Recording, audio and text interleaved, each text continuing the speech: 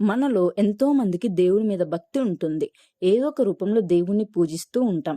అలానే మన నెల్లూరు జిల్లాలోని కొండమీద కొండూరు అనే గ్రామంలో బ్రిటిష్ వాళ్ళ టైంలో కోయ వాళ్ళు నివసిస్తూ ఉండేవారు.